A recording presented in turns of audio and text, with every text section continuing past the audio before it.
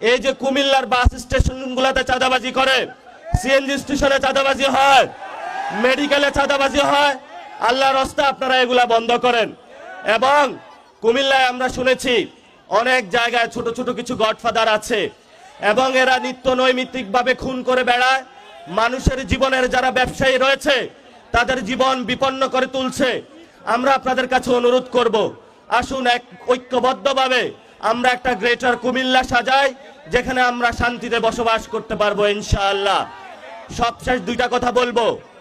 আমাদের ইনকিলাবের পথিক শহীদ ওসমান হাদি ভাইয়ের হত্যা হয়েছে, বাংলাদেশে আমরা শুনেছি বিচার হবে, কিন্তু বিএনপি সরকার গঠন করেছে। আমরা প্রধানমন্ত্রী তারেক রহমানকে অনুরোধ করব যে আপনি এই বিচার যে প্রক্রিয়া রয়েছে সেটা দ্রুত উদ্যোগ নিন। বাংলাদেশের সারা তরুণ সমাজ অপেক্ষায় আছে, আমরা রাজপথে নামতে প্রস্তুত আছি, কিন্তু আপনাদেরকে সময় দিচ্ছি। আপনারা বলেছিলেন ঈদের পরে আন্দোলন, ঈদের পরে আন্দোলন। আমরা এটা বলবো না যে ঈদের পরে আমরা নামবো। আমরা যেদিন নামবো সেদিন শহীদ ওসমান হাদি ভাইয়ের হত্যাকাণ্ডের বিচার বুঝে নিয়ে ইনশাআল্লাহ মাঠ থেকে বিদায় হব ইনশাআল্লাহ। আমাদেরকে বলা হয়েছিল আমাদের তিনটা এজেন্ডা ছিল, সংস্কার, বিচার, আরেকটি হলো নির্বাচন। নির্বাচন হয়েছে, আপনারা যেভাবে হোক ক্ষমতায় গিয়েছেন, তাহলে এখন সংস্কারের কি হবে? আমরা সবাই ভোট কেন্দ্রে গিয়েছিলাম, গণভোটে হাঁকে জয়যুক্ত করে বাংলাদেশের মানুষ দিয়েছিল। সংস্কারকে ব্যাহত করার প্রচেষ্টা চলছে। আল্লাহর রাস্তায় আপনারা জনগণ যে ম্যান্ডেট দিয়েছে সংস্কারের পক্ষে, জনগণের বিরুদ্ধে যাবেন না।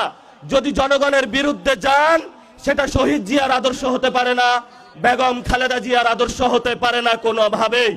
এজন্য আমরা আপনাদেরকে অনুরোধ করব, যেই পথ শহীদ জিয়াউর রহমান, বেগম খালেদা জিয়া এই বাংলাদেশের মাটিতে জীবন দিয়ে প্রমাণ করে গিয়েছিলেন যে বাংলাদেশের মাটিতেই থাকবো, এখানেই শহীদ হব, তবু বাংলাদেশের মানুষের সাথে গাদ্দারি করব না, সেই পথে আপনাদেরকে থাকার আমরা অনুরোধ জানাচ্ছি। সর্বশেষ কথা, শেখ হাসিনা এখনো কিন্তু আমরা তাদেরকে ফাঁসির কাঠগড়ায় দাঁড় করাতে পারি নাই। ওই যে এই পাশে রয়েছে ইন্ডিয়া, এই ভারতে বসে বসে তারা বাংলাদেশের বিরুদ্ধে ষড়যন্ত্র করছে। আমরা প্রধানমন্ত্রীকে অনুরোধ জানাবো, নির্বাচন হয়েছে, এখন বিচারের উদ্যোগ নিন। আপনাকেই তো শেখ হাসিনা এখানে বাংলাদেশে অনেক নির্যাতন করেছিল, অসংখ্য কুমিল্লার ভাইদেরকে হলো এখানে রাজপথ থেকে ধরে নিয়ে গিয়েছিল। এই যে কুমিল্লার সাক্কু ভাই থেকে শুরু করে প্রত্যেকটা ব্যক্তি এখানে ইয়াসিন ভাই নির্যাতিত হয়েছিল আমরা জানি।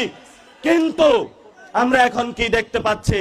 শেখ হাসিনা ওইখানে বসে বসে হাসছে আর রাজপথে আমরা এখানে বিচার চেয়ে বেড়াচ্ছি। আপনারা বিচারের উদ্যোগ নিন, ইনশাআল্লাহ নতুন বাংলাদেশ গঠন হবে। সবাই ভালো থাকবেন।